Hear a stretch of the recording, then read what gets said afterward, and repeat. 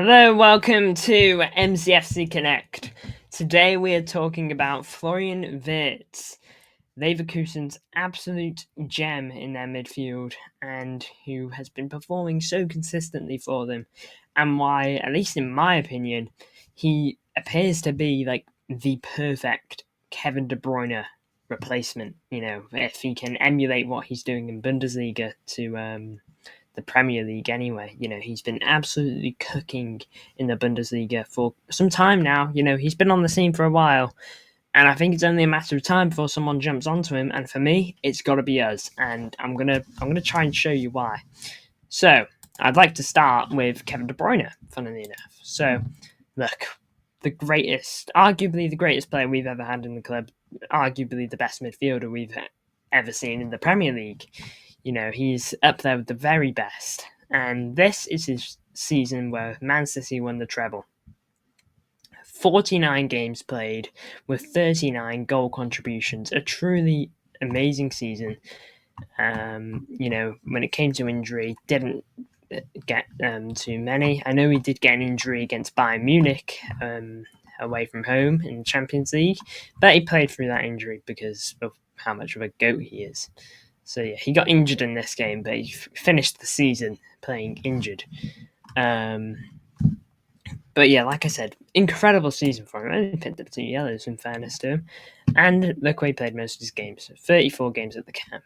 And most people agree that this is arguably his best season. And if not this season, then his season where he got 20 assists in the Premier League and 13 goals. So, did get more goals in that season, but for this season he was insane when tied up with the best striker in the world, at least at the time, Erling Haaland, and still arguably is now. Haaland still racks in incredible numbers for his age and all that. So, yeah, Kevin De Bruyne, a top player midfield over the years, but look, he's going to need replacing. He's 33 years old. He can't do it forever, and it's showing. Look, I don't mean to be that guy, but this season alone, he has 9 goal contributions, and he's been picking up injuries a bit more. Last season he picked up a big injury, and so has he this season, which kept him out for a good portion of games. Games where maybe he makes an impact, but injury prone in some sense, nonetheless. A hamstring, which was what he did last season in the treble season, could be a worry. Now then, do I think De Bruyne's role at Man City is over? Not necessarily. I think he still has a role in the team. I just think he needs to be a bit more like Luka Modric, for example. I think that could be a bit more of what he becomes in Man City, but maybe that's another topic. Now then, let's look at Florian Wirtz and his best season, which wasn't the season City won the treble. It was actually the season after it, last season, where we did the 49 games, same amount as Kevin De Bruyne, 18 goals and 20 assists. So literally one behind Kevin De Bruyne. Now then, good thing about Florian Wirtz, he suits the age profile. 21, so many years ahead of him, and so many years to develop. You could argue he's not hit his peak yet. Now then, in terms of injuries, not too many. Haven't actually had a look at his injury list so far. I know he picked up a big injury a while back, which kept him out. But so look, last season picked up 3 injuries, all kept him out for one single match. The treble season, or City's treble season, again 3 injuries, which all kept him out for one singular match. These ones look like they're the same injury anyway. These two might as well be the same in some sense. And this season he picked up 1 injury, which didn't even keep him out for any games. This was his bad one. I believe it was an ACL. Awful injury. City are suffering due to that. With Rodri, bad injury, kept him out 43 matches and 266 days.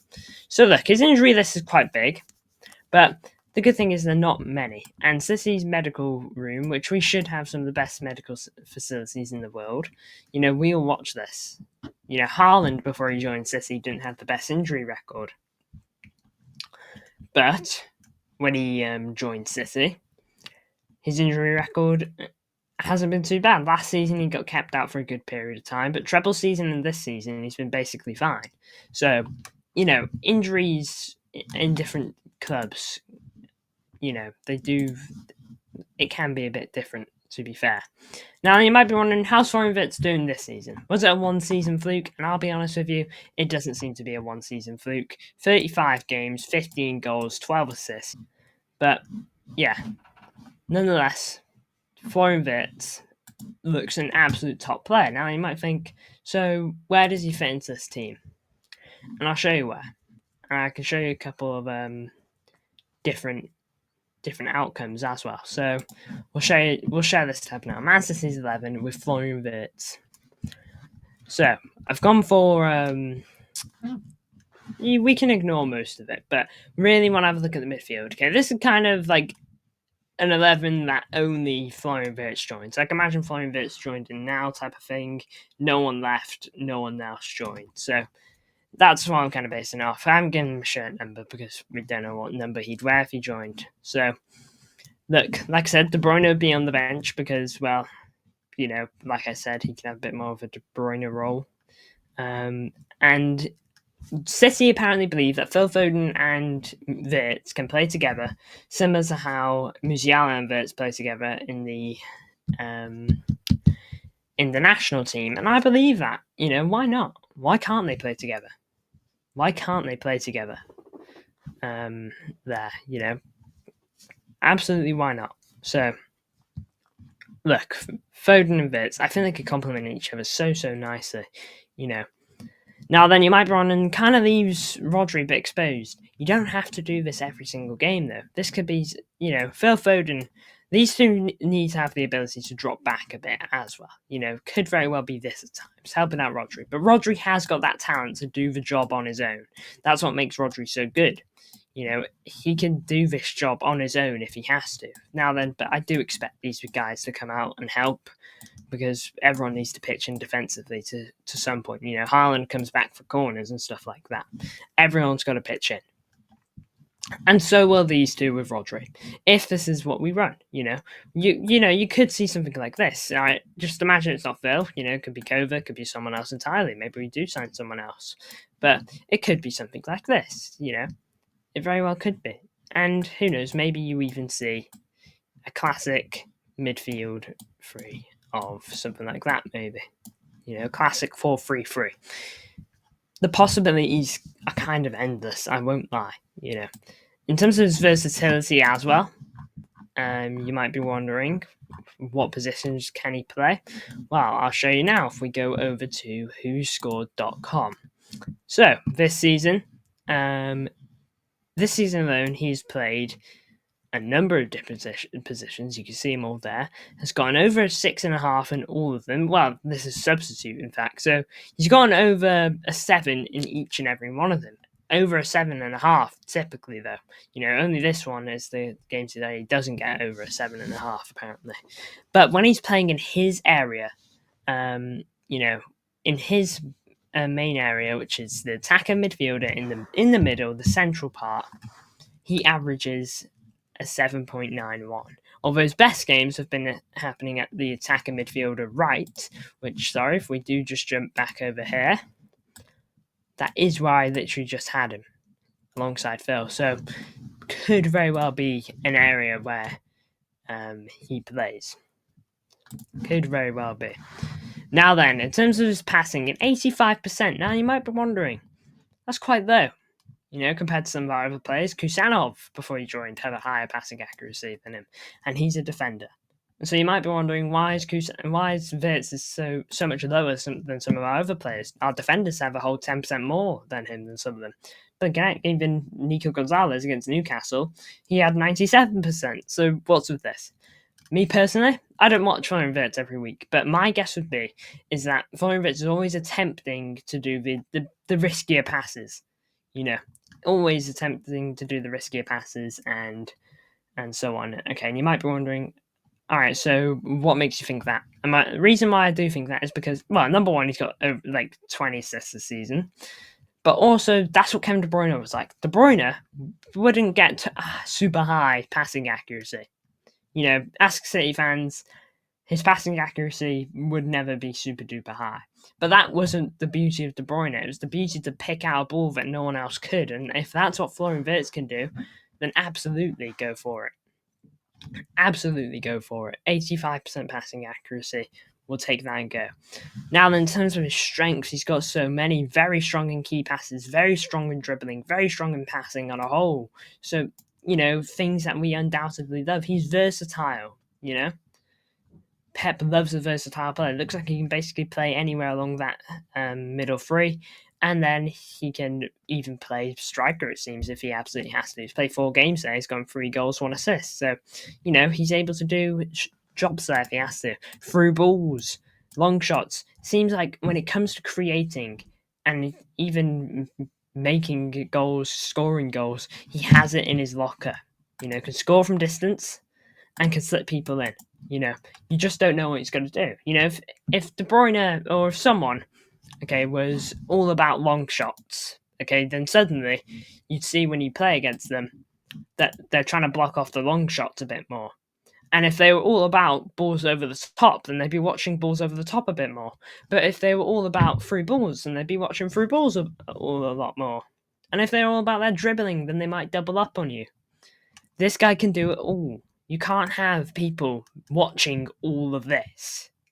You just got to hope that your players are good in those moments. Okay, you can prepare for it, but you can't set up to deny all of it outright. Specifically these 4. You can't just set that up, unless you've got like the perfect system. Florian Wirtz's style of play likes to do layoffs, likes to dribble, likes to play short passes, does not dive into tackles. So again, good stuff. Short passes. City play short passes all the time. You'll see it. We'll just knock it amongst ourselves, passing it nice and slow, waiting for the space, waiting for the opportunity, waiting for someone to fall asleep, waiting for someone to mess up, and then we'll do the short pass, and then we will create the goal. That's how we like to do it. That's how our best version of City like to do it.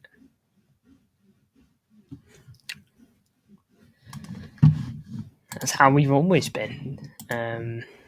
Our best, anyway. Now then, one last area to look at. One more. And it's a game that he had recently. It was in one of his last 10 games, January 18th. 3-1 against the Borussia Mönchengladbach. In his last 10 games, this has apparently been his best performing one, scoring 2 goals, and I believe he assisted this goal too. So 3 goal contributions in this game. Yeah, 2 goals, 1 assist. Played 81 minutes. So let's jump into passing.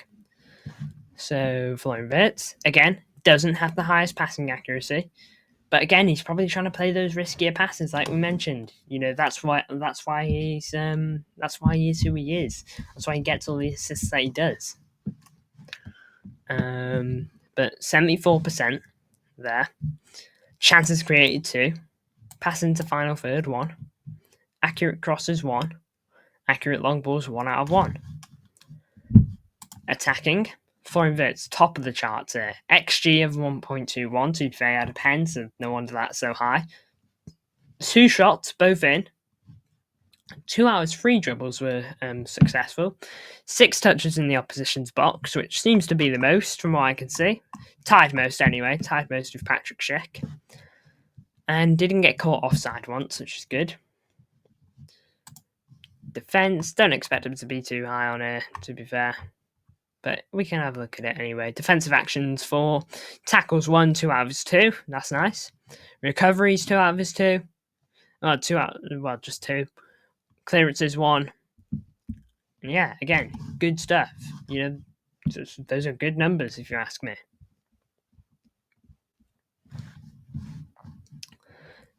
And duels, Florian Wirtz again. 7 duels won, 8 duels lost, 7 out of his 11 ground duels won, 64%. No aerial duels won. Was fouled 3 times, committed 1 foul. 2 out of 3 dribbles were successful, and 2 out of 2 tackles won, like we mentioned. Now then, I do just want to circle back to one single area, which is transfer fee. 140 million he's worth. No idea if he's got a release clause, but look, whether he does or he doesn't, he's going to be expensive nonetheless. Now then, in terms of how much this would cost, he has 2 years on his contract, which means he's in a decent position on his contract now. He's got time whether he wants to extend now or whether he wants to leave. He's kind of in the power position now. So he's got 2 years left on his deal come the summer. And teams will be sniffing. Real Madrid will definitely come looking. And I'd be so surprised if we don't at least inquire. Apparently, we were knocking on the door in January. We inquired, and they obviously probably said no. But apparently, also in the summer, we can get him for 100 million with and a sell-on clause. Personally, I think that's a whole load of rubbish. This guy for 100 million would be an absolute bargain. An absolute bargain, no doubt. And so, I don't think that's the case. Now then, personally, I think what could be an outcome is that maybe you see James McAtee thrown into a deal. We know these guys like James McAtee. Quite literally, he was looked at in the January window. It was looking like he might have even gone there. But he didn't go there. And City instead managed to keep a hold of him. Now, we could go back in. We could be like, yo, you want this player? Sure, we'll give you him. And we'll even give you 100 million on top. And we'll put a sell-on clause on that. And then we can have Florian Wirtz. James McAtee is a very good player. You could develop him and he could become a key player in your side. Florian Wirtz, though, we want to take him now, and then Pep Guardiola, and then be our Kevin De Bruyne replacement. And look, whether they accept that or not, probably not, because he's a top player. So I don't really expect him to just accept that deal, to be honest. But look, by the by, the point is Florian Wirtz would be an absolutely huge signing for City. Probably the most expensive signing in our history, but oh well, when you're replacing someone like Kevin De Bruyne, I think they're always going to be unless you can find an absolute gem out there. So, look, I hope you enjoyed this video, and I hope you agree that Florian Wirtz is like the perfect one to come in. Will he come in? I don't know, but it's got to be done soon because Kevin De Bruyne is not going to be here forever, and neither will his numbers, that's for sure. Thank you all for tuning in. I hope you enjoyed this video. Do you agree that Florian Wirtz is like the perfect replacement for Kevin De Bruyne? If you do, make sure to like, subscribe, and if you don't want to miss more videos like this, make sure to turn on the notification bell. And I'll see you all in the next one.